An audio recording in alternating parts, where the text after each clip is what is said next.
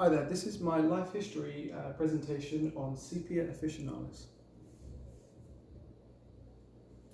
Sepia officinalis, more commonly known as the common cuttlefish, is a bizarrely handsome cephalopod with arguably the most interesting adaptations to its environment across the invertebrate world.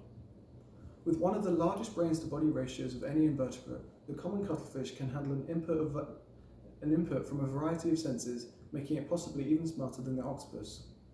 The common cuttlefish have 3 hearts, green-blue blood, as well as 8 arms and 2 tentacles, making them true marvels of the sea.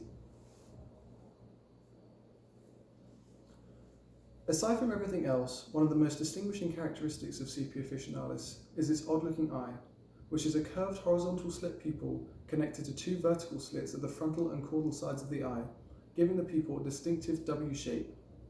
It has been thought that the reason for this W shape is to reduce scattering of vertical directional sunlight, which is prevalent in shallow water, thus reducing haze in the eye.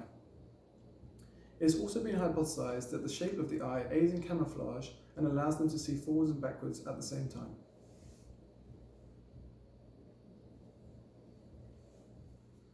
Although they can't appreciate colour, Sepia officinalis are masters of camouflage. Often called the chameleons of the sea, they use their multi-layered skin and neural control chromatophores to change colour, pattern, texture and reflectance in a fraction of a second, making them hard to detect by both prey and predator. They use these chromatophores to communicate and perform the underwater equivalent of a wolf whistle to attract possible mates. They can control these chromatophores with great speed, which can alter unique patterns in seconds.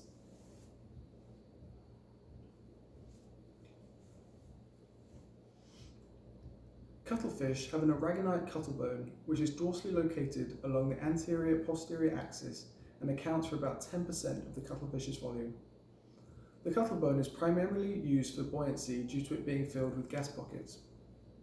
In recent years, as the oceans have become more acidic, it has affected many marine invertebrates that use calcium carbonate. Surprisingly, however, studies have shown that the increase in acidity actually increases the calcification rates during long-term exposure to elevated carbon dioxide concentration in seawater, which may have adverse effects for the ability of cuttlefish to control their buoyancy in the future.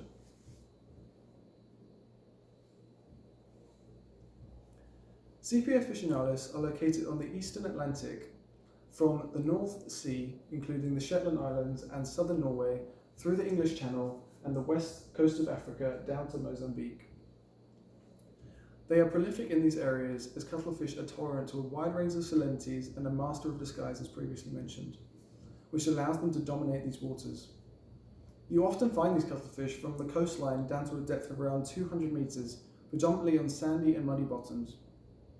Research has shown a particular preference for reproduction and egg deposition on shallow, hard-bottom substrates containing structural fauna such as sea fans and tube worms, as well as shallow, muddy habitats covered in algae, zostera shrimp and sponges.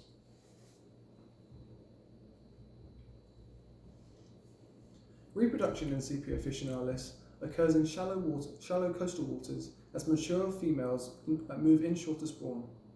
Embryonic development lasts between 40 and 90 days, with higher temperatures accelerating embryogenesis. Eggs develop outside the mother and there is no direct parental care during the embryonic development or afterwards. Once hatched, the hatchlings will live for 3 to 5 days on the inner yolk reserve and then will move on to capture small crustaceans such as amphipods and decapods for the next 2 months and thereafter fish. During this time, juvenile cuttlefish will migrate into deeper water where they will continue to grow. Cuttlefish migrate in and out of the shore throughout their lives in order to find the most food and finally move inshore to reproduce and die soon after. The reproductive period of Sepia officinalis spans the whole year. However, there tends to be 2 peaks in the frequency of reproductive females in March and June.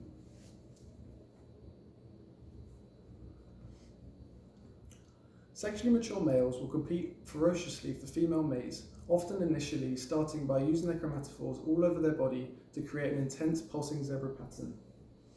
Under highly aggressive situations, the cuttlefish will use a strong zebra pattern in their body.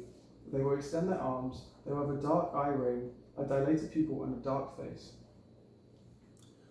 More often than not, the larger male will win the bout, although if the fight continues, the males will darken their faces further, which may escalate to grappling and biting of one of them, which may escalate to grappling or biting until one of them backs down.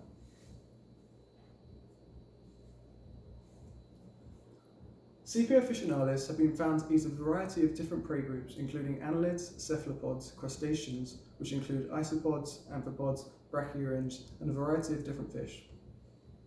Studies which have examined the contents of cuttlefish stomachs have found quite an appetite in much higher quantities for capellid amphipods and these small crabs here. Other studies have shown that crayfish and sardines could be good alternative prey for Sepia officinalis. As I'm sure you've been wondering throughout this whole presentation, can we eat them? And unfortunately, the answer is yes, we can eat them, and we're eating a lot of them.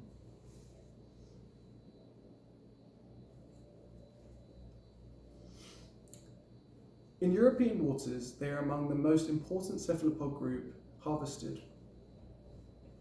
Due to the significant demand for this species, they must be monitored and managed to ensure they do not become overfished.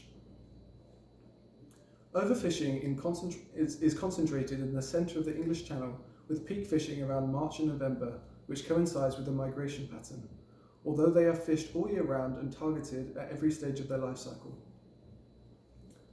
Due to the fishing methods used to catch cuttlefish, many smaller cuttlefish and juveniles get caught as bycatch, and 31% of them die before even reaching the sorting table, with a further 16% dying within the next 3 days due to fishing trauma.